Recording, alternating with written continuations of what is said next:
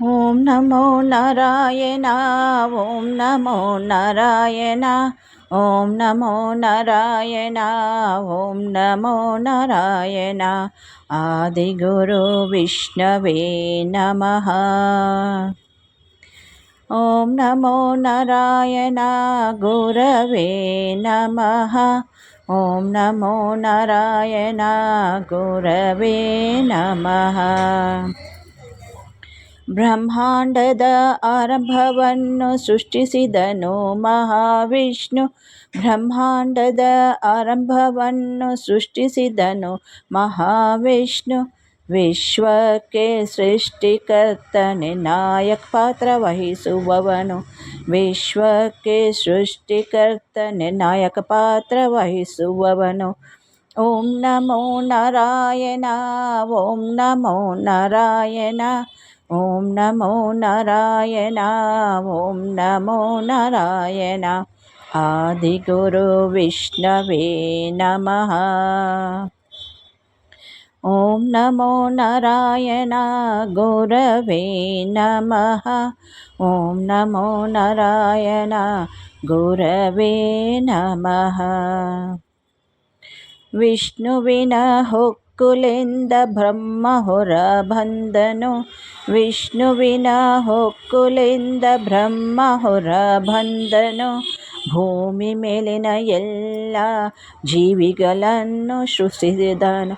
ಭೂಮಿ ಮೇಲಿನ ಎಲ್ಲ ಜೀವಿಗಳನ್ನು ಸೃಷ್ಟಿಸಿದನು. ಓಂ ನಮೋ ನಾರಾಯಣ.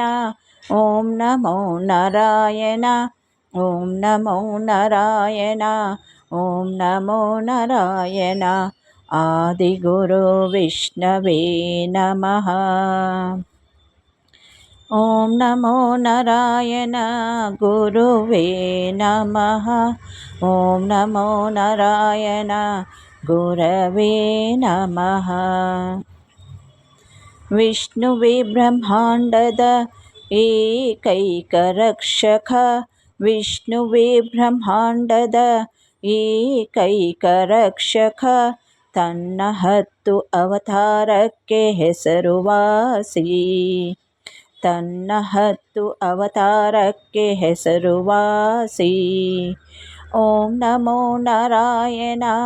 ಓಂ ನಮೋ ನಾರಾಯಣ. ಓಂ ನಮೋ ನಾರಾಯಣ. ಓಂ ನಮೋ ನಾರಾಯಣ.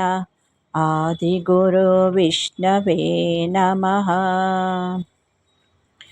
ಓಂ ನಮೋ ನಾರಾಯಣ ಗುರವೇ ನಮಃ. ಓಂ ನಮೋ ನಾರಾಯಣ ಗುರವೇ ನಮಃ. ವಿಷ್ಣುವಿನೆಂದರೆ ಯಜು ಸಾಮ ಅಥರ್ವ. ವಿಷ್ಣುವಿನೆಂದರೆ ಯಜು ಸಾಮ ಅಥರ್ವ. 4 ವೇದಗಳು ಹೊರ ಹೊಮ್ಮಿದವು. 4 ವೇದಗಳು ಹೊರ ಹೊಮ್ಮಿದವು. ಓಂ ನಮೋ ನಾರಾಯಣ. ಓಂ ನಮೋ ನಾರಾಯಣ. ಓಂ ನಮೋ ನಾರಾಯಣ.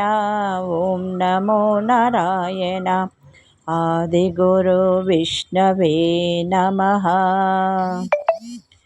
ಓಂ ನಮೋ ನಾರಾಯಣ ಗುರವೇ ನಮಃ. ಓಂ ನಮೋ ನಾರಾಯಣ ಗುರವೇ ನಮಃ. ವಿಷ್ಣು ಭಾಗವತ ನಾರದ ಗರುಡ. ವಿಷ್ಣು ಭಾಗವತ ನಾರದ ಗರುಡ. ವರಾಹ ಪದ್ಮ ಪುರಾಣಗಳು ರಚಿಸಿದ. ವರಾಹ ಪದ್ಮ ಪುರಾಣಗಳು ರಚಿಸಿದ. ಓಂ ನಮೋ ನಾರಾಯಣ. ಓಂ ನಮೋ ನಾರಾಯಣ. ಓಂ ನಮೋ ನಾರಾಯಣ. ಓಂ ನಮೋ ನಾರಾಯಣ. ಆದಿಗುರು ವಿಷ್ಣವೇ ನಮಃ. ಓಂ ನಮೋ ನಾರಾಯಣ ಗುರವೇ ನಮಃ. ಓಂ ನಮೋ ನಾರಾಯಣ ಗುರವೇ ನಮಃ.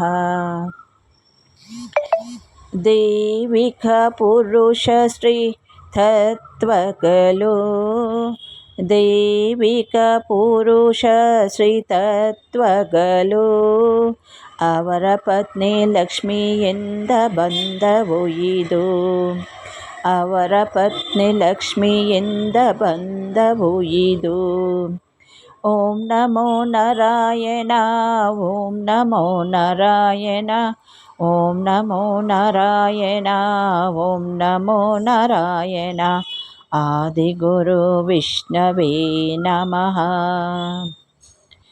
ಓಂ ನಮೋ ನಾರಾಯಣ ಗುರವೇ ನಮಃ ಓಂ ನಮೋ ನಾರಾಯಣ ಗುರವೇ ನಮಃ ಗುರವೇ ನಮಃ ಗುರವೇ ನಮಃ ಗುರವೇ ನಮಃ